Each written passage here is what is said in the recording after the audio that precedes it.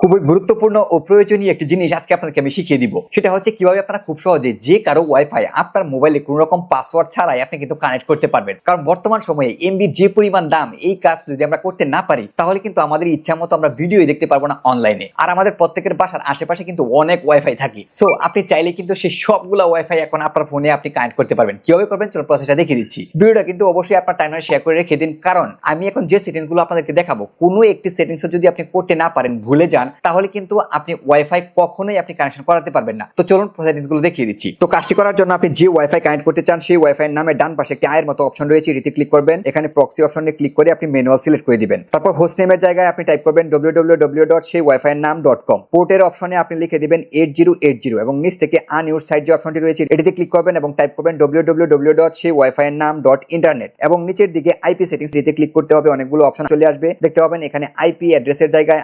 192.168.1.1, নিচ থেকে DNS2 নামে যে অপশনটি রয়েছে এটিতে ক্লিক করবেন এবং এখানে আপনাকে টাইপ করতে হবে 8.8.4.4। ব্যাকে চলে আসবেন, ব্যাকে আসার পর আবারও সেই ওয়াইফাই নামের উপর ক্লিক করবেন এবং এখানে সেই ওয়াইফাই এর নামটা লিখবেন 1 থেকে 9 পর্যন্ত আপনি টাইপ করে আপনি ঠিক চিহ্নতে ক্লিক করে দিবেন, দেখবেন যে কানেক্ট হয়ে গিয়েছে। এখানে আরো একটি জিনিস বলে রাখা ভালো, সেটা হচ্ছে এক এক মোবাইল কোম্পানির আইপি অ্যাড্রেস কিন্তু এক এক রকম হয়ে থাকে। তাই আপনার মোবাইলটা যে কোম্পানির সেই কোম্পানির নামটা আমার কমেন্ট বক্সে লিখে দিবেন, সেই কোম্পানির আইপি অ্যাড্রেসটা আমি আপনাকে দিয়ে দিব, তাহলে কিন্তু আপনি খুব সহজেই আপনার মোবাইলে আপনি ওয়াইফাই কানেক্ট করতে পারবেন।